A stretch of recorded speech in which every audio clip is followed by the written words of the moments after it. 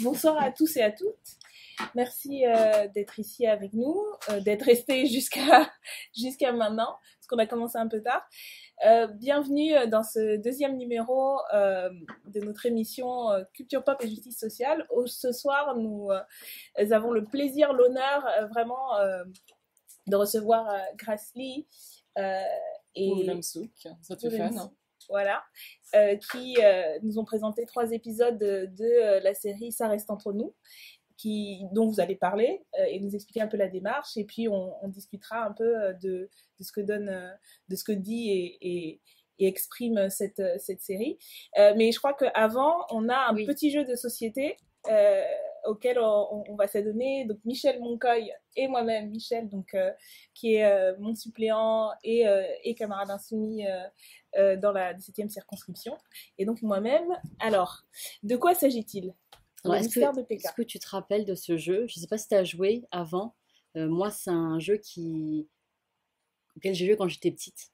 Et si tu veux, j'ai redécouvert avec horreur qu'il concentrait tous les clichés que nous avons sur les Asiatiques en France, même plus largement que la France. Et alors, je voulais qu'on regarde ça, parce que là, on parlait ensemble de l'image des Asiatiques.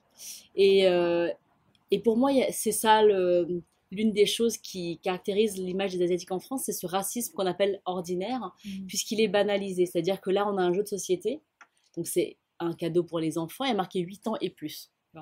Donc, à partir d'un certain âge assez tendre, tu peux être confronté frontalement à des images qui, pour moi, sont... moi, elles ont été gravées en moi parce que c'est des noms.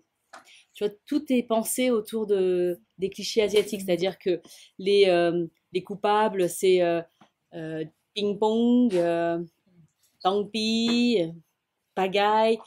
Toutes les énigmes sont construites autour des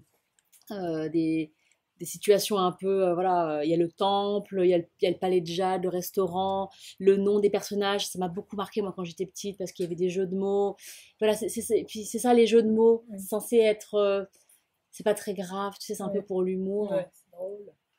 Et donc du coup, je trouvais que, tu vois, c'était sympa. Moi je suis Li Paoli, toi tu es Doréming, toi, Daniel, tu es Où sont mes tongs? Ok. Et toi, Michel, tu es qui? Je suis Monsieur Chin Chin. Oui. Ouais, il y a Monsieur Pipon. Et le but du jeu, c'est quoi alors? Le principe. Alors, il y a des mystères. Parce que j'ai pas grandi en France, mais après, je pense que j'avais malheureusement accès à d'autres types de jeux et de stéréotypes. Mais alors, en fait, ça s'appelle les mystères de Pékin parce qu'il y a des énigmes à résoudre. Donc, tu es un peu détective dans cette cité, la cité chinoise. Et donc, il y a des personnages. Donc, il y a les personnages qui travaillent donc il y a la bijouterie, il y a le palais de jade qui est donc, je pense que c'est le salon de l'esthétique, je crois. Ouais, c'est un salon de beauté. C'est pas le salon de massage quand même, j'espère. Bah non, le restaurant, c'est Monsieur Rialo qui est dedans. Et puis, il y a aussi l'espion, parce que, tu sais, les Asiatiques sont un peu fourbes. Ouais. Et le sage, parce qu'ils sont aussi très, tu vois, voilà, bouddhistes. Voilà, donc en fait, pour moi, c'est un concentré de tout de ce dont on va parler ensemble, de cette image des Asiatiques qu'on aimerait bien déconstruire, enfin, ces images, ces clichés, ces stéréotypes, et qui affectent la vie de personnes en France. C'est plus produit, ça. Après, il y a encore des horreurs qui sont produites en matière. Ça date de quand, alors, on a regardé tout à l'heure, il a marqué 2002, mais à mon avis, c'est cette édition-là, parce que moi, j'ai un très vif souvenir de quand j'étais beaucoup plus jeune. Donc, je pense que c'est... pas connu du tout. Hein. T'as pas connu ça? Ah ouais. Moi, je Ce que je trouve assez caractéristique, c'est qu'en même temps, c'est censé célébrer d'une certaine manière une vision un peu c'est pour honorer ta culture, voilà donc il y a les stéréotypes, tous les clichés qui sont censés être positifs, voilà, avec le sage, une référence à un passé impérial, etc. Et donc il y a toujours un mélange un peu des deux qui rend la déconstruction du coup d'autant plus difficile. Écoute, merci de nous avoir fait découvrir le jeu qu'il ne faut surtout pas acheter à ses enfants. Donc, on va pouvoir enlever de la liste et aussi faire une petite pétition pour contre à l'adresse des producteurs pour leur dire s'ils ne l'ont pas encore fait de retirer ça tout de suite. Alors, du coup, vous êtes engagé dans cette démarche justement de déconstruction. Est-ce que tu peux nous parler un peu de ce projet, comment il est né et puis comment vous avez réussi à mettre ça en œuvre et voilà, un peu... Ça reste entre nous, c'est une idée à la base. Moi, je suis partie du constat qu'il n'y avait pas beaucoup d'Asiatiques à l'écran. C'est-à-dire que moi, je suis née en France et j'ai grandi en France la plupart du temps. Et je me suis construite en tant que personne adulte en m'identifiant à des personnes qui ne me ressemblaient pas. Et avec mon ami avec qui on a créé la web-série, on s'était dit que ce serait quand même bien qu'on fasse quelque chose où on se voit à l'écran. Parce que... Et qu'on parle des sujets qui nous concernent. C'est-à-dire que l'image de la femme asiatique, l'image de l'homme asiatique, ce sont des choses dont je pense qu'on est les mieux placés pour aborder et surtout déconstruire ces idées reçues, ces clichés, et surtout exprimer le ressenti que nous pouvons avoir d'avoir grandi à côté de ça. Et voilà, donc en fait, c'était comme ça, on s'est dit qu'on l'a fait pour nous, parce qu'on voulait se voir nous, enfin, pas nous, moi, mais des gens qui nous ressemblaient et parler de choses qui nous intéressent, qui nous concernent. Et finalement, je crois que le message le compliment le plus beau qu'on m'ait fait, c'était de me dire, il y a un jeune homme qui est venu un jour et il m'a dit, je connaissais pas cette initiative, mais en fait, si je ferme les yeux et que je vous écoute, je vois pas du tout que vous êtes asiatique, parce que vos conversations sont assez universelles. Et c'est vrai, l'image qu'on a de nous-mêmes, le couple, la séduction, les enfants, l'éducation, ce sont des messages, ce sont des sujets universels. On en parle avec n'importe qui, n'importe quelle personne humaine. Donc, finalement, voilà, on part de nous et on va vers les autres. Et ça a été difficile de lancer un projet pareil, parce que le fait de dire on se voit pas souvent à l'image, à l'écran, le petit ou le grand, ça traduit aussi une industrie, un fonctionnement où à la fois les producteurs et les acteurs asiatiques ou autres d'ailleurs sont peu présents et peu représentés. Il y avait un acteur dans la deuxième vidéo qui disait voilà, il y en avait deux, qui disait justement voilà, on n'a pas à la fois comme créateur et comme interprète de place. Du coup, par rapport à quand vous avez quand tu as lancé le projet, ça a été simple ou alors le média web a rendu les choses plus faciles? Quels sont un peu Je pense qu'aujourd'hui on a accès à des techniques beaucoup plus facilement qu'avant. Donc pour le premier, j'ai fait appel à des personnes que je connaissais et en qui j'avais confiance, donc Blomsouk que je connaissais depuis un moment, et une autre amie. À 4, on s'est dit bon allez, on le fait. On ne pensait pas que ça pouvait intéresser d'autres personnes que nous, en fait, finalement. Et on a été très bien accueillis, et je remercie de tous ceux qui nous ont soutenus avec un clic, avec un partage, avec un commentaire, parce que tout ça, ça nous a vraiment beaucoup aidé.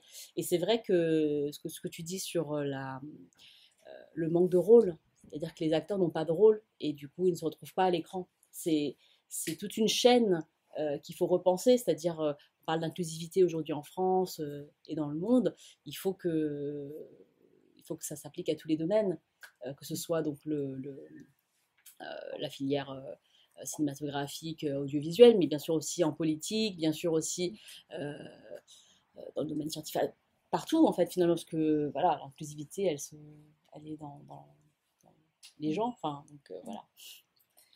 Alors sur tu peux aussi oui, c'est vrai, non, mais si tu avais des questions peut-être du coup sur le contenu un peu, il y avait donc 3 épisodes sur la question des femmes, des hommes et puis la famille un peu. Revenir sur voilà, les clichés et comment on déconstruit les clichés. par rapport au témoignage déjà, comment le choix des personnes qui ont témoigné et puis un peu ce qui ressort comme ligne forte à la fois des expériences vécues et puis ce que... Alors, déjà, le fait d'avoir ce type d'outils permet de renvoyer, on voit les clichés et puis ça fait un peu réfléchir sur des choses qu'on a même soi-même intégrées. Et l'effet que ça a, les outils qu'on peut utiliser un peu pour combattre ces clichés-là. Voilà, quels sont un peu ce que vous sortez un peu de cette série Ouais, moi je trouve que pour le premier épisode dans lequel Boulomsuk a participé, on voulait... Bon, je pense que la femme asiatique, c'était un sujet qui me tenait à cœur puisque je suis une femme asiatique, donc il y a une question d'intersectionnalité dans mes propos, puisque en tant que femme asiatique, je ne subis pas la même, les mêmes pressions que d'autres femmes. Voilà. Et on a aussi voulu montrer dans Ça reste entre nous la diversité des parcours, c'est-à-dire que on a souvent l'impression que la communauté asiatique, ce sont des blocs monolithes où tout le monde est homogène, absolument pas, puisque toutes les personnes que vous voyez dans la web-série, déjà, c'est des parcours différents, non seulement géographiques, c'est-à-dire que leurs parents sont venus d'ailleurs des pays différents. Boulomsik d'origine laotienne, moi je suis d'origine cambodgienne, il y a une personne sud-coréenne d'origine et une personne qui vient de Chine. Rien que ça, déjà, c'est de montrer une certaine diversité. La diversité, c'est pas juste le blanc et les autres. La diversité existe au sein des communautés et on voulait adresser ça. Absolument, l'Asie, c'est... Ça va du Japon à l'Asie du Sud-Est. Voilà. Donc ça, déjà, c'était important de le montrer, puisque c'est vrai qu'en France, historiquement, on connaît mieux les Vietnamiens ou l'Indochine, les pays de l'ex-Indochine, puisque les relations d'ex-colonie sont plus prégnantes dans la... Cette dame, on a tous été une fois abordée par un mec qui te dit j'adore les Asiatiques. Non mais tout, c'est obligé, tu vois. Généralement, ça part d'une bonne intention en plus. Tu vois, il me dit j'adore les femmes asiatiques. Donc en fait, moi ce que j'entends déjà, c'est pas je te trouve belle, t'es asiatique. Ce que j'entends, c'est vous êtes toutes belles, vous êtes toutes pareilles, interchangeables, toi y compris, tu vois. Et en fait, ça me renvoie cette image, tu vois, où genre, je ressens pas être moi, unique, complexe, en constante évolution. Non, en fait, moi, je suis un élément de cette image réductrice que lui, il a fantasmée dans son esprit, où je suis donc la femme asiatique, assignée à être docile, douce, une bonne mère, une bonne cuisinière parce qu'il aime manger, que je fais bien les massages et éventuellement les finitions si tu vois, genre, le prix correspond. Non, mais tu vois, en fait... Ouais. J'ai envie de leur dire à ces mecs-là, il faut le dire, je pense, que c'est pas une bonne accroche de drague en fait, tu vois, genre c'est mort. En fait, c'est étrange, on dit qu'on connaît bien les migrants d'Indochine, mais ce qui est faux, parce qu'en fait, tous les Asiatiques sont identifiés comme chinois, qui est en fait la nouvelle vague d'immigration en réalité. Donc du coup, il y a une méconnaissance des communautés asiatiques en France, parce qu'il y a aussi une méconnaissance de l'histoire coloniale de la France, en Indochine, et de l'histoire en général des pays asiatiques, qui n'est pas enseignée. Et effectivement, donc il y a un grand amalgame avec toutes ces populations-là, qui ne sont pas venues aux mêmes périodes, et au même moment, qui n'ont pas subi la même pression, historique ou sociale ou économique. Donc voilà, tout ça c'est un peu étrange, parce qu'en fait c'est vrai que les Vietnamiens, du coup les Indochinois comme les Laotiens, les Khmers ou les Vietnamiens sont arrivés dans les années 70, après suite en fait à la guerre d'Indochine. C'est juste les répercussions de la guerre d'Indochine qui a fait qu'il y a eu un changement de pouvoir et qu'une partie de la population de ces pays-là sont venus en France, qui était un ancien en fait... comment on appelle ça ? Nous, on était un comptoir. Nous, c'était un protectorat. Un protectorat, voilà. Ouais. Donc, nos protecteurs, donc voilà, on va dire ça. Et donc, du coup, étant donné que la vague, en fait, d'immigration chinoise, qui avait déjà commencé à la Première Guerre mondiale, mais vraiment en contrat, est revenue dans les années 80 pour des raisons économiques. Donc voilà, c'est pas du tout la même histoire, c'est pas du tout les mêmes cultures et les mêmes histoires, mais pourtant, dans la rue, on nous appelle tous des Chinois. On est homogène, en fait, c'est ça qui est très particulier. Donc, il y a vraiment un manque, je pense, dans l'enseignement ou dans l'éducation en général du public. Donc il y a la dimension historique à connaître qui permet de comprendre la diversité, les trajectoires, mais qui permet peut-être aussi de comprendre les stéréotypes, parce que c'est aussi lié à une histoire coloniale, la manière dont l'Europe ou des pays européens ou la France a colonisé des pays et a justifié cette colonisation, du coup en donnant une image des peuples colonisés, des femmes en particulier, des différentes catégories de ces peuples-là. Ouais. C'est aussi là que s'est construit en partie en Occident l'image des différents peuples. Mais il ne faut pas oublier justement que si la présence asiatique en France est telle, c'est parce qu'il y a une histoire commune justement entre la France et ces pays-là. Effectivement, c'est-à-dire que si le Laos n'a pas été un protectorat français, il n'y aurait pas de raison que nous, on vienne ici. Puis après, moi, j'ai une histoire particulière parce que mon père était en stage en France, dans la gendarmerie française, avant que la guerre n'éclate. Donc voilà, il y a encore autre chose. Donc, et forcément, son stage, il l'a trouvé en France, parce que c'est c'est un ancien comptoir. Donc voilà. Mais c'est vrai que les stéréotypes dont on parle dans les épisodes qui s'appliquent aux hommes ou aux femmes sont des reliques de ces... des pensées coloniales, c'est-à-dire qu'il y a ce qu'on dit sur les femmes, donc on en parle dans l'épisode 1, les femmes qui sont des objets de commodité, puisqu'elles sont là pour faire plaisir aux hommes. Ça a été l'image des femmes asiatiques pour les soldats français stationnés en Indochine. On se rappelle, je ne sais pas si vous avez vu ces films qui traitent de la guerre du Vietnam, souvent américain, mais dans Full Metal Jacket, il y a cette fameuse scène du $5, et ça a été longtemps, ça a marqué les esprits, puisque la femme était vue comme cette femme-là. La femme asiatique, elle déjà, c'est pas l'homme asiatique qu'on voit c'est la femme, parce que c'est des soldats hommes qui sont stationnés. Donc forcément, le rapport avec la femme de ces pays-là, c'est un rapport de domination, puisqu'ils sont là pour aussi dominer les populations qui sont soumises. Et du coup, le cliché dont on parle dans l'épisode 2 sur l'homme asiatique, il découle également de cette image de l'homme qu'il fallait soumettre, et dont on disait qu'il était moins fort, qu'il était moins viril, qu'il était plus petit, qu'il était pas là. C'est une image de non-virilité qu'on a véhiculée, et d'où la taille du sexe. C'est vraiment quelque chose dont Steve et Mike et Daniel parlent très bien, puisqu'ils disent ça, c'est un truc d'homme, ça. Il est petit, toi il est gros, toi. C'est pas des discussions d'adultes. Oui, je me suis beaucoup reconnu, en fait. J'avais pas vu cet épisode-là sur les hommes asiatiques. Et en fait, c'est vrai que alors, on parle de la taille du sexe. Et en fait, il y a plus de débat, en fait. Je crois que ça a commencé quand j'étais tout petit, et ça a continué même à la fac, entre étudiants. On boit des bières, et puis ça peut partir sur ce sujet-là. Et automatiquement, pour moi, c'était clos. Oui, mais toi, voilà, alors que bon, voilà, si on regarde personne n'avait vu. Oui, déjà, personne n'a vu, mais par contre, vous savez. Donc, je l'ai vécu, je me suis reconnu dans ça. Je suis ravie que... Ouais. Et moi, je trouve que ce stéréotype-là de l'homme asiatique, il est lié au stéréotype de l'homme noir. Ouais, c'est l'inverse. C'est l'animal. C'est l'animalité. Ce sont pas du tout d'humains dont on parle. On parle d'objets aussi. Un sous-homme ou un voilà. L'homme asiatique, quel est le cliché positif de l'homme asiatique en tant qu'amoureux, amant? Fait penser à Cupidon. Tu sais, le mec il va distribuer l'amour, mais lui il a pas de sexe, il a rien, il peut pas l'avoir. Mais tu vois, par rapport à tous les clichés qu'on a tous, le cliché de la petite bite, ok, j'ai l'impression que c'est un peu tabou pour certains, d'autres. Moi perso, je m'en tape. Moi perso, je suis sorti avec plein de filles de toutes les origines, ça m'a jamais posé aucun problème. Mais il est vrai que c'est un truc de mec, la taille de la bite, c'est un truc de mec. Ouais, j'ai une grosse bite et une petite bite, puis la société aussi, tu vois, qui fait que, je sais pas, on est dans cette course-là. C'est quelque chose qui est vraiment entraîné propre au masculin, et ça sent une société masculine qui parle de ça, qui parle de... Et moi, pour ma part, je veux vraiment me libérer de ce truc-là. Parce que si on parle de virilité, si ça conditionne la virilité, putain, on est dans la merde. Hein. Parce qu'on n'est pas tous des hardeurs. Hein. Après, il est vrai que c'est un cliché qui existe. Qui existe et qui est répété sans cesse. Et qu'à chaque fois, on nous le répète. Et c'est aussi pour ça que quelque part, il n'y a pas d'homme asiatique en affiche qui va faire une pub de dîme.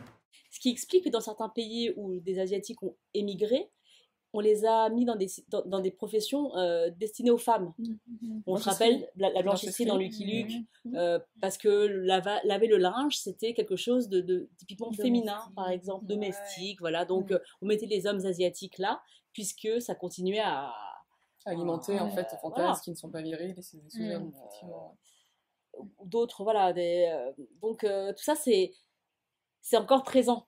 Ça fait pas très longtemps que tout ça s'est terminé et que c'est encore dans les esprits. C'est pas terminé, parce que même la représentation des femmes asiatiques en France, par exemple dans les téléréalités, la première qui a été mise en avant, c'est comme Marjolaine, les millionnaires. Ouais. Oui. C'était la fille vénale, toujours à moitié nue. Et voilà, donc ils ont choisi une eurasienne. C'était une femme qui était vraiment dans le cliché.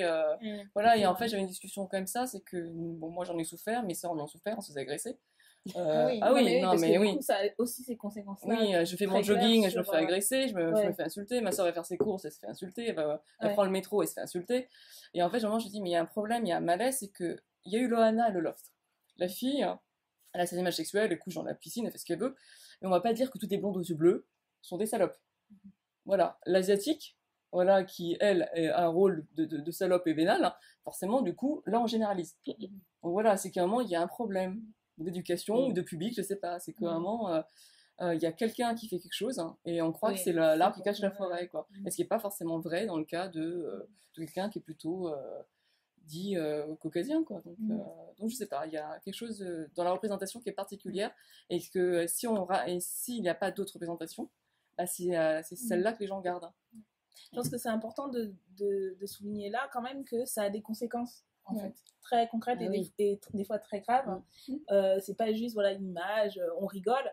Mais voilà, ça peut aller, malheureusement ça arrive sur des agressions, des agressions verbales, voilà, des gens qui vous suivent, on se pose 5 minutes dehors, on se demande combien on prend. Il m'arrivait déjà de me poser une fois sur un banc, d'attendre mon compagnon qui va chercher de l'argent, et j'ai quelqu'un qui est à côté de moi qui me demande de travailler. Non, j'attends juste mon compagnon parce qu'on doit aller au cinéma.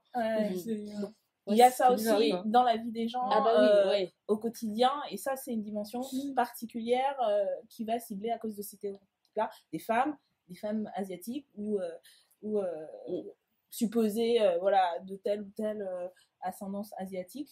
Donc voilà, c'est pas juste du jeu ou de la blague, c'est parfois aussi des situations. Il y a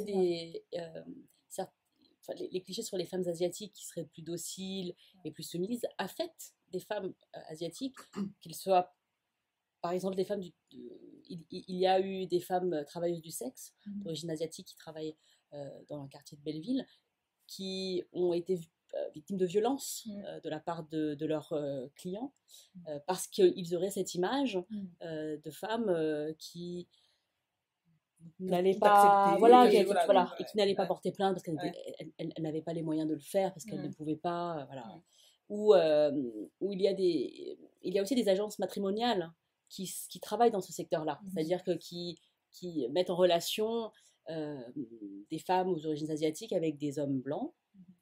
D'ailleurs, moi, pendant très longtemps, j'allais sur Twitter, il y avait cette pub qui s'affichait à chaque fois que j'y allais, c'était... Épouse un homme blanc. Oui, c'est ça. Non, c'était Asian Date ou un truc comme ça, tu vois. Et il y avait une femme asiatique avec un homme blanc. C'est-à-dire que c'était l'image du couple interracial, mais dans ce sens-là uniquement. Parce qu'une femme blanche ne peut pas être avec un asiatique. Oui, c'était moins concevable, en tout cas c'était moins marketing. Et moi, ça m'a beaucoup gênée. Je l'ai signalé à Twitter en me disant je ne veux pas avoir cette publicité. Elle est alors c'est pas qu'une publicité, puisqu'elle existe en fait, elle est déclinée dans beaucoup de formats, puisque quand vous voyez un couple dans les médias, je parle pas forcément dans la rue, un couple constitué d'une personne asiatique et d'une personne blanche, c'est souvent la femme qui est asiatique et l'homme qui est blanc. Donc, et il y a cette conception que tu parlais d'endogamie dans le premier épisode, on nous dit vous restez entre vous, et puis finalement on a cette image de l'ouverture qui est très singulière, puisqu'elle ne va que dans un sens. Donc toutes ces images affectent concrètement la vie de personne. Surtout que nous-mêmes, alors moi c'est l'inverse, en tant qu'homme asiatique, finalement, vu que il y avait toujours cette image de l'homme moins puissant, on va pas parler de la taille du sexe, mais ça peut être aussi qui fait certaines choses et pas d'autres, et du coup on se retrouve même quand j'essaie de se dire des films, finalement c'est arrivé très tard, parce que finalement je me sentais pas me sentais pas prêt. Je me dis, bon, bah, c'est pour plus tard, mais parce que je sentais aussi que le regard des femmes n'était pas porté sur moi. Alors que sur les autres, à chaque fois, c'était, ah ouais, tu peux passer le mot à cette fille, machin, mais moi, personne n'avait de considération pour moi. Et alors, c'est peut-être parce que justement, dans l'esprit des gens qui ne sont pas d'origine asiatique, l'homme asiatique ne passe pas sous les radars parce que, à cause de préjugés. Tout simplement. C'est pas un super-héros hein, non plus. Hein. Et c'est pas un super-héros. Il n'a pas des rôles valorisants. Si tu sors des films de Kung-Fu, c'était Bruce Lee. C'était Bruce Lee, oui. Voilà. Mais cette image a un peu changé avec la culture japonaise et coréenne aussi. Maintenant, où finalement, alors du coup c'est l'inverse, c'est en fait des gens qui ne sont pas asiatiques qui s'intéressent à la culture asiatique, qui voient des asiatiques d'un autre ère, qui peuvent être des héros, qui peuvent être des champions, être des guerriers, mais c'est une frange assez... voilà, c'est pas la majorité. Est-ce que du coup vous en tirez, vous les hommes asiatiques, un certain pouvoir d'attraction? Alors quand on traîne près de certains salons liés aux asiatiques, alors je ne parle pas de salons liés à la culture asiatique. Endroit où pécho. Oui, ça m'était arrivé quelques fois. Voilà. C'est surprenant, mais du coup c'est l'inverse, c'est-à-dire que c'est en mode waouh, pourquoi juste parce que je suis asiatique. Oui, mais voilà. C'est toujours le même ressort en fait. Voilà, de dire de l'exotisme. Voilà, l'exotisation. Ouais. Mais c'est jamais dans la mesure en fait, c'est toujours démesuré. Ou il y a un débat absolu, ou c'est voilà le jungle fever. Oui, c'est ou ça. le Fever. Voilà, la jungle fever, la yellow fever. Et c'est là où on n'est pas des êtres normaux. Voilà, c'est ça, c'est qu'on ne te reconnaît pas dans ton individualité, en tant que Michel, c'est tu es asiatique, enfin c'est la multiplication dont on parlait tout à l'heure, c'est-à-dire que tu représentes tous ceux de ton groupe, et parce que tu es asiatique, tu serais forcément intéressé par les mangas, que tu aimerais les mêmes types de films ou de je sais pas de ce qui intéresse les personnes là, enfin je veux dire ou je suis intelligent par nature, je suis doux, gentil, bon je suis, mais c'est pas très sympathique. Mais tu es donc un cliché, mais pas par nature, je sais pas. Mais après on le sent, comme moi j'ai jamais eu de soucis avec ça parce que je le sens, je suis pas attirée par les gens qui m'abordent comme ça. Vraiment, lorsque le fétichiste on le sent venir. Donc on parlait aussi de la représentation et le fait qu'il y a une image et que voilà, on est assigné à cette image là et du coup des difficultés à voir cette diversité, la voir représentée. Alors en France c'est abyssal parce que voilà, on a nulle part, j'essaie de penser nulle part dans la culture on a cette représentation de ce qui fait aussi la France, parce que il y a l'histoire, la colonisation, et même bien avant, on pourrait remonter à très loin sur ce rapport Occident-Orient, mais aujourd'hui, ici et maintenant, enfin en tout cas depuis, même si on remonte aux années 70, depuis 30, 40, 50 ans, il y a des Français asiatiques, et donc ils font partie de l'histoire de la culture, et pourtant ils sont très peu présents. Donc voilà, en France c'est très peu présent, mais moi, ce dont j'aime bien discuter, c'est aussi la culture de masse et comment elle se diffuse. Et ces dernières années, il y a eu beaucoup, heureusement, de remises en cause de ça. Moi, je suis surtout la culture aux États-Unis et les débats qu'il y a eu aux États-Unis. Il y avait eu, par exemple, le fait qu'une actrice comme Scarlett Johansson avait été interpellée parce que, voilà, sur un personnage qui devait être d'origine asiatique, elle avait pris ce rôle-là, et donc effacé un peu, voilà, là, les peu de rôles qu'il peut y avoir pour des actrices asiatiques, ils sont whitewashés, quoi. Mais il y a ces mouvements de revendication qui existent et qui sont importants. J'ai beaucoup été de films, je ne suis pas allée le voir. Hein. Je suis une fan de Ghost in the Shell. Donc tout simplement, parce qu'effectivement, il y a déjà très peu de rôles déjà pour les Asiatiques dans le cinéma en général. Hein. Après, effectivement, les producteurs vont toujours dire mais oui, mais après, il y a une sorte de bankabilité, etc. Sauf que Ghost in the Shell est un manga tellement connu et tellement attendu qu'ils auraient pris quelqu'un d'autre que Johnson, que j'aime beaucoup, en plus j'aime beaucoup l'actrice, qui aurait eu autant de succès, voire peut-être plus. Hein, parce qu'il y a une partie de gens que je connais qui ont beaucoup été de films, qui ne sont pas allés le voir, hein, tout simplement parce qu'ils ont touché à un culte, à quelque chose d'important. Et sous prétexte de l'économie. Voilà, et en plus, elle n'a pas le physique, pas tant physique, c'est le physique même en temps de forme pour jouer le rôle, quoi. elle est pas assez athlétique, Scarlett Johansson, pour jouer ce genre de personnage en plus. Mais c'est triste parce que on est arrivé en 2017, parce que c'est sorti en 2017, on est arrivé à en être encore là, quoi. Donc c'est même si maintenant l'image asiatique commence à arriver via la Chine, parce que la Chine coproduit beaucoup de films hollywoodiens. Donc du coup, il y a pas mal de grandes productions de blockbusters qui a quelques personnages principaux, pas toujours, mais secondaires, qui sont dans le casting, comme Pacific Rim ou trucs comme ça. Il y en a de plus en plus, parce qu'il y a de l'argent chinois qui est dedans. Sauf que par exemple, dans la muraille de Chine, je sais pas trop quoi, la Grande Muraille, c'est un blanc, c'est Matt Damon qui va sauver des Chinois, quoi. Encore, donc voilà, et même dans Doctor Strange est joué par un Anglais que j'adore, l'acteur. Voilà, que j'adore. C'est Benedict Cumberbatch, que j'adore, mais à la base, c'est un asiatique. Ce que je trouve intéressant, c'est qu'il y a ces effets-là, mais aujourd'hui, ils sont dénoncés. Ils sont dénoncés très fortement, et alors ça marche pas, ça n'a pas marché pour les blockbusters, mais ça devient aussi un élément à la fois. Il y a le marché asiatique et notamment chinois qui compte, et le fait qu'ils investissent dans des films, mais que voilà, il y a ces mouvements-là. En tout cas, moi, ce que j'ai suivi, qui existent aux États-Unis, qui sont très peu relayés ici un petit peu. Qui sont un peu relayés, mais sur le paysage, j'aimerais un peu avoir vos retours. Toi aussi, en tant que réalisatrice et qui intervient dans le secteur de l'industrie du cinéma, de la télévision. Est-ce qu'il y a des petits sursauts ici aussi? Il y a eu, je finis là-dessus, une initiative récemment au Festival de Cannes d'actrices noires qui disaient voilà, noir n'est pas mon métier. C'est des choses qui commencent un peu. Alors, moi, je trouve que il y a très peu de rôles dans les productions de masse. Donc, quand on sort du film de niche, très peu de rôles qui sont attribués à des personnes d'origine asiatique. Il y a eu un hashtag créé aux États-Unis il n'y a pas très longtemps qui s'appelait suite à la déclaration d'un directeur de casting qui avait dit que les Asiatiques n'étaient pas expressifs, et c'était pour ça qu'il ne les prenait pas lors de casting. Donc il y a eu un mouvement qui s'appelait Asians Expressive Asians, pardon, un hashtag Expressive Asians pour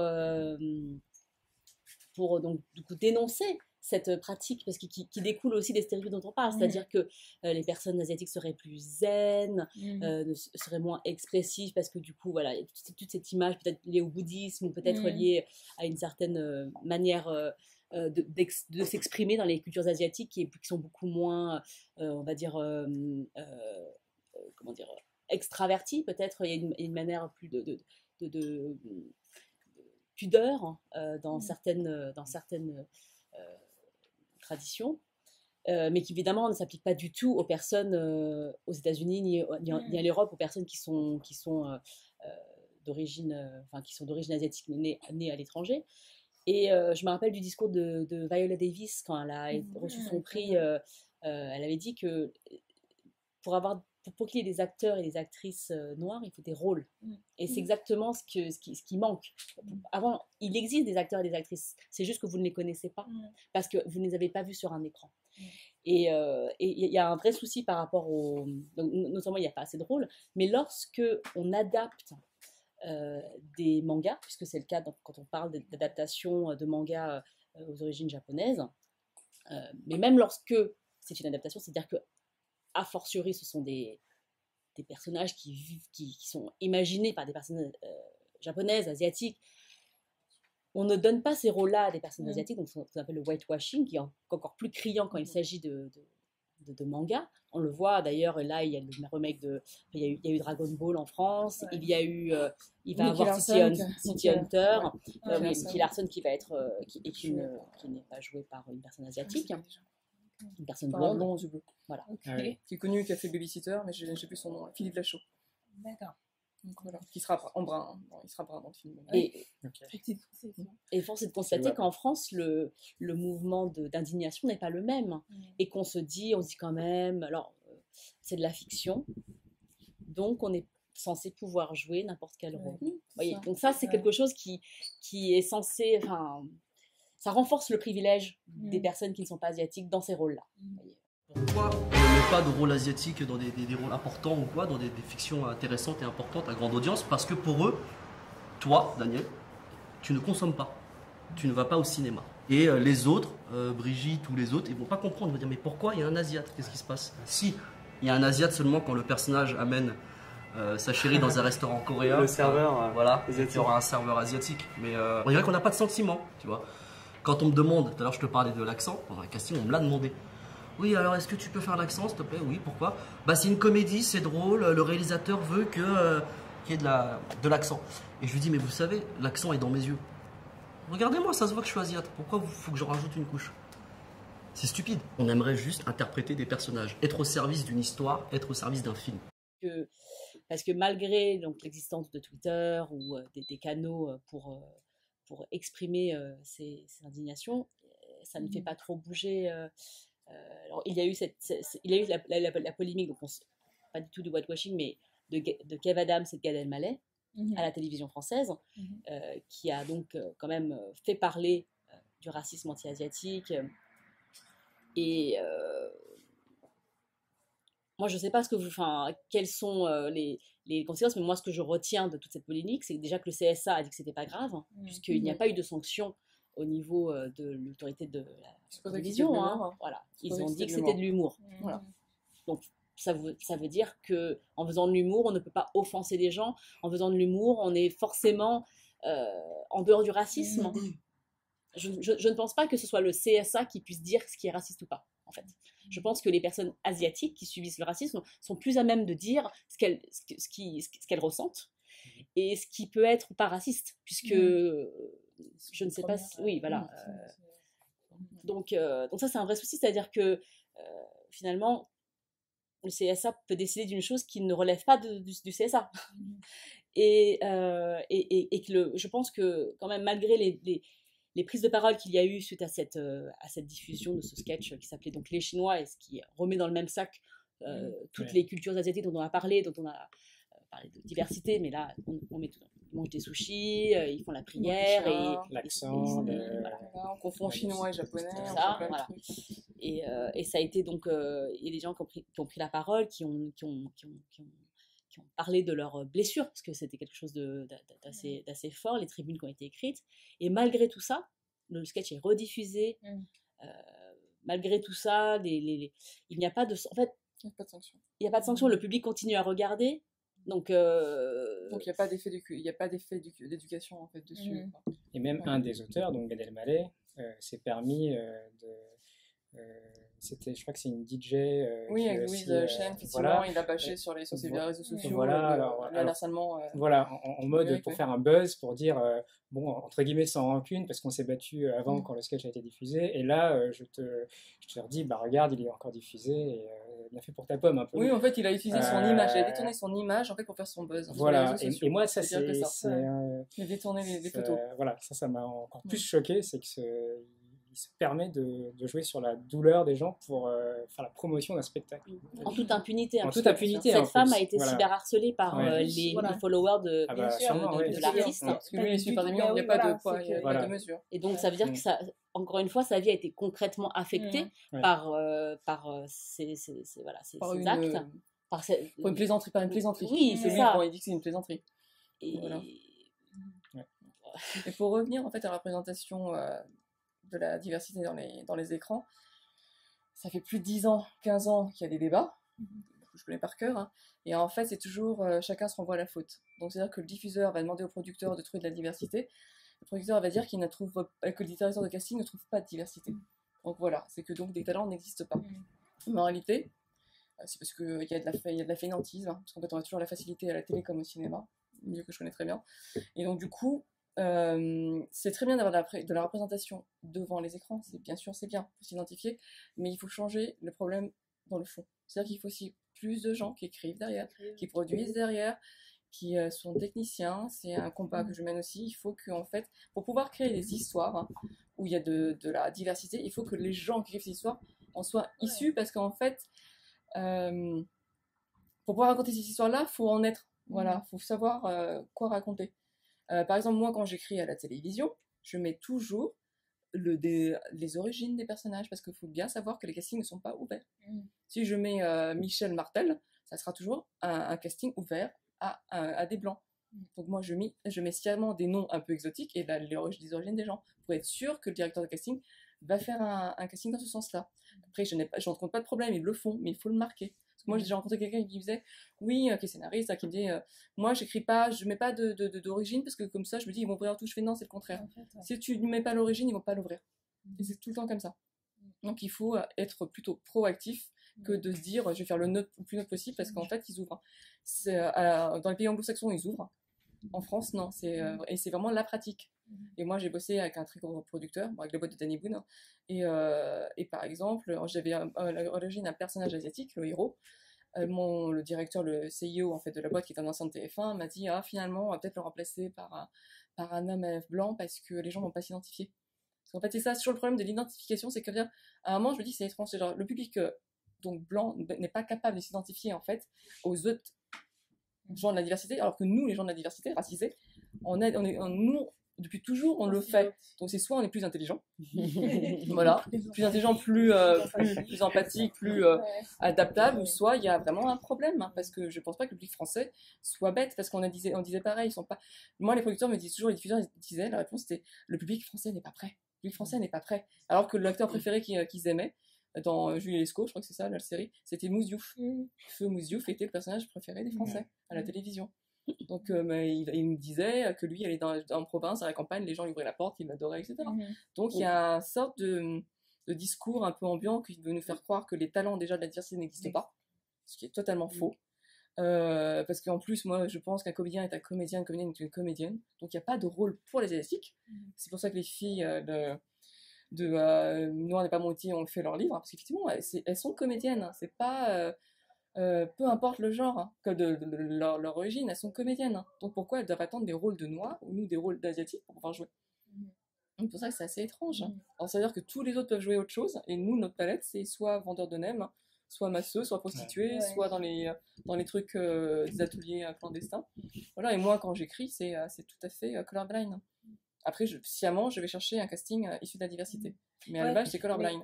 Enfin, justement, c'est ça la contradiction dans laquelle on se retrouve, c'est-à-dire que les castings soi-disant ouverts, en fait, ils ne sont pas ouverts parce que la norme, le monsieur tout le monde, c'est un homme blanc, trentenaire, etc. Et en fait, il y a besoin d'avoir cette sensibilité-là pour dire non, on va ouvrir pour que la normalité, c'est plusieurs visages, c'est différents profils, différentes cultures. Et donc, en fait, de se battre pour universaliser en mettant de la diversité. C'est toujours... Et sans justifier, en fait, les origines, parce que souvent, il y a le petit défaut, ils veulent, quand tu proposes un personnage racisé, justifier son origine un petit peu. Je sais pas, non. Il est juste noir. Parce qu'en fait, on se pose pas la question quand il est blanc.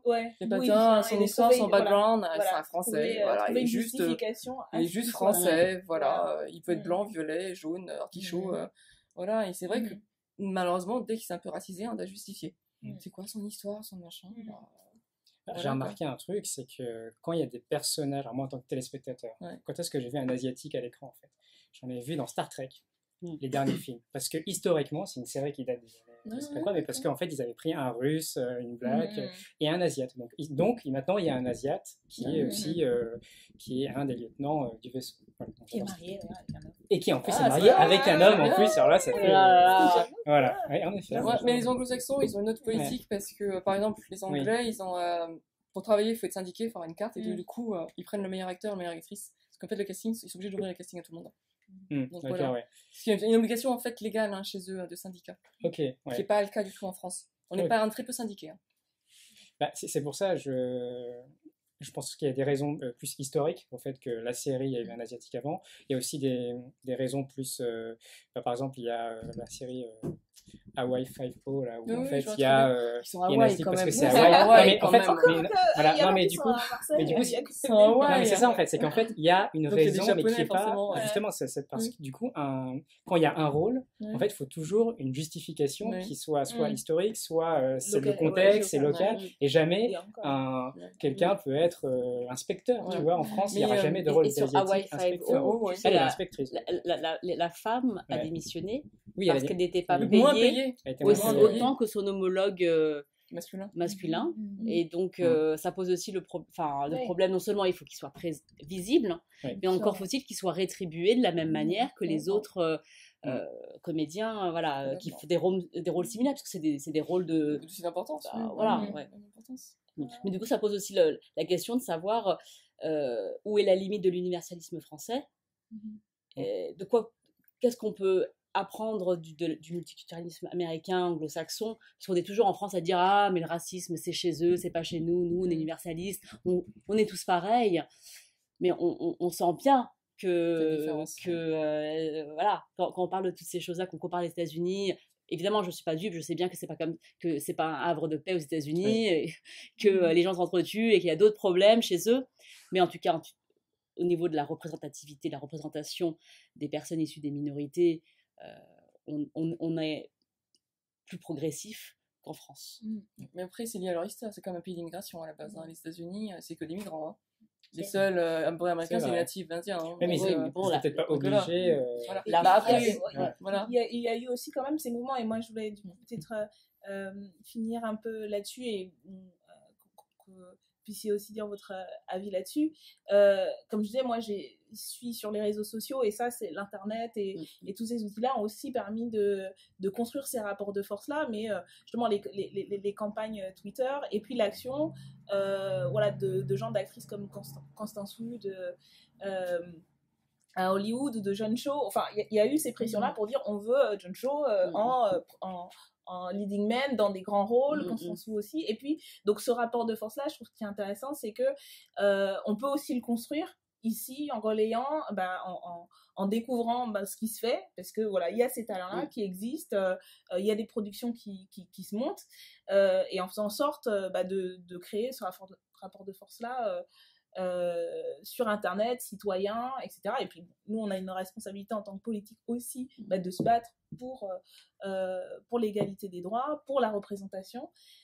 Mais voilà, je me dis, alors c'est peut-être le côté un peu trop optimiste, mais en tout cas, c'était dit aussi, je pense, dans beaucoup des témoignages, c'est le côté, une génération qui s'affirme, qui construit ses identités multiples et qui revendique de pouvoir être des citoyens représentés, qui se voient représentés. Et donc, un peu ce mouvement-là, je ne sais pas si vous, c'est ce qui vous inspire, ou vous dites... c'est possible aussi aujourd'hui, parce que l'état d'esprit a peut-être un peu changé. En tout cas, il y a plus de je pense que maintenant on vit dans une planète monde. Voilà, il y a la façon, le numérique a aboli les frontières pour aller. En plus, nous on est du bon côté de la frontière, de l'hémisphère. Toujours on a le bon passeport, on est quand même dans un pays occidental. Donc du coup, effectivement, maintenant avec la planète monde, avec les outils qu'on a en fait digitaux, forcément, il y a d'autres façons de se faire entendre, de faire entendre nos voix, et d'être distribué, d'être entendu, de créer. D'ailleurs, Grace l'a fait avec Ça reste entre nous, donc c'est grâce à Internet que la série existe. C'est ça s'est fait en parallèle de l'industrie audiovisuelle du PAF classique. Voilà, et effectivement, il y a eu des relais par les sphères des réseaux sociaux, par la presse, etc. quoi. Donc je pense maintenant, de nos jours, oui, tout est faisable. Parce qu'on est dans une ère assez exceptionnelle où justement on a ces outils-là qui sont démocratisés. Donc voilà. Donc on n'aurait pas pu le faire il y a 10-15 ans, c'est sûr. Mais là, il y a d'autres façons de créer et de pouvoir s'exprimer, tout à fait. Moi, je suis d'accord avec ce que dit Boule, et d'ailleurs tout ce qu'on a dit aujourd'hui, c'est-à-dire qu'il faut continuer à écrire, à dénoncer, à militer, et à façonner ce monde tel que nous aimerions le voir. Et du coup, ça, c'est le travail de tout un chacun, de contribuer à cette œuvre collective, puisque chacun dans son coin, on fera pas grand-chose, mais tous ensemble, et c'est ce que les réseaux sociaux, la force des réseaux sociaux permet de construire, elle peut aussi déconstruire. Donc, c'est vrai que moi aussi, je suis optimiste, et j'espère qu'on va continuer et qu'on va se serrer les coudes. Écoutez, je sais pas si vous voulez rajouter... un mot Oui, en fait, moi j'ai aussi un rôle particulier parce que je suis président de Daniel et je suis asiatique. Et en politique, ça se compte sur les doigts de la main en fait des élus asiatiques. Et je me dis la question, mais pourquoi en fait je pense que c'est aussi une question de génération. Justement, j'ai espoir pour notre génération qui est moins ancrée par rapport au dogmatisme de nos origines, diverses origines en fait, parce qu'on a été éduqués d'une certaine manière.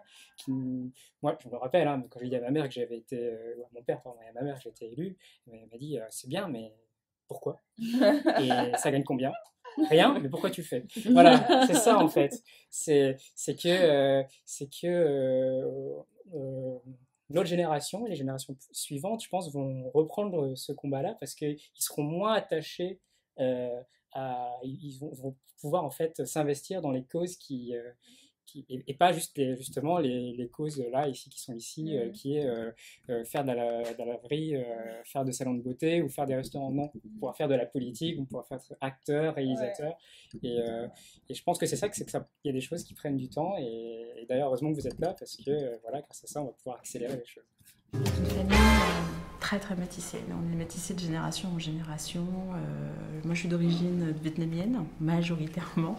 Et moi effectivement je suis en couple avec un Français, breton vendéen. On a un petit garçon ensemble, Clément qui a 3 ans et bientôt une petite fille qui arrive en août. J'ai eu la chance d'être élevée par une grand-mère formidable, analphabète, mais une puits de sagesse incroyable qui m'a donné tout ce qu'elle pouvait me donner de ma culture d'origine. Donc ça, de ce côté-là, je me sens très riche déjà. Et bien en échange, il m'a apporté aussi, la Bretagne, je ne connaissais pas, il m'a apporté ce qu'il avait en plus. C'est un peu comme l'amour finalement. Quand tu as des enfants, quand tu as un enfant, tu l'aimes ton enfant. Quand on a un deuxième, tu l'aimes tout autant. Tu n'as pas divisé de ton amour, c'est quelque chose qui se rajoute. C'est la même chose pour l'identité. Elle ne se divise pas, elle s'enrichit en fait.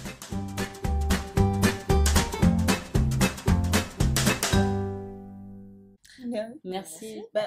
Merci à vous pour ce que vous faites, ce que vous produisez, qui est de super bonne qualité et qui participe à ce travail justement de déconstruction et de construction et de créativité important. Je trouve que c'est important de le dire et de dire il y a besoin aussi d'alliés qui propagent cette parole-là. J'espère, en tout cas, nous on essaie d'être des alliés le plus possible à plusieurs niveaux, mais ça concerne tout le monde, quoi. C'est pas juste le problème des Asiatiques ou le problème des personnes racisées, ça concerne la majorité et donc voilà, moi c'est aussi pour ça que je suis engagée, parce que c'est une question à la fois de droit, de justice et puis de la beauté et de la richesse du monde dans lequel on vit, et il faut qu'elle soit représentée. Donc, je voulais rajouter le fait que si en fait on est en campagne de financement participatif pour les prochains épisodes de Ça reste entre nous. Donc il existe une campagne sur internet, sur notre Facebook, où si vous souhaitez participer pour financer nos prochains épisodes, on a encore 6 épisodes qu'on aimerait produire sur des thèmes très variés comme la santé mentale, le soin de nos aînés, la beauté féminin, enfin, il y a énormément de sujets qu'on aimerait traiter pour continuer l'aventure, et merci à ceux qui allez-y, il faut soutenir, il faut donner moyens. Dès l'oreillette que ça s'affiche sur vos écrans. Là, d'accord. Voilà, ouais. Pareil, non, mais ça, c'est important parce que c'est aussi ça qui fait les projets, et on sait que ça marche. Donc allez-y, il faut soutenir. C'est le nerf de la guerre, ça reste le nerf de la guerre. Exactement, et au service de projets super. Merci beaucoup. Merci beaucoup de nous avoir reçus. D'être venus dans cette deuxième émission qu'on a réussi à faire. Merci à toutes les personnes qui sont présentes, qui sont restées jusqu'au bout très tard. Je suis désolée, encore une fois, on n'a pas pu faire de questions-réponses, mais avant et après, maintenant, si on a un peu de temps, on pourra en rediscuter. Et j'espère réfléchir à plein d'autres choses à continuer à faire ensemble. Merci encore. Merci. Et j'espère, à bientôt, de toute façon, dans les futurs rendez-vous. Et à bientôt, tout le monde. Prochain numéro à la rentrée. On a plusieurs sujets dont on parlera. On n'a pas encore tout calé, mais on aura un prochain numéro. Et puis, allons-y, quoi. Ça reste pas entre nous. Ça doit prendre de l'ampleur et être diffusé partout. Et en tout cas, on a été très heureux de vous avoir ce soir. Merci. Merci.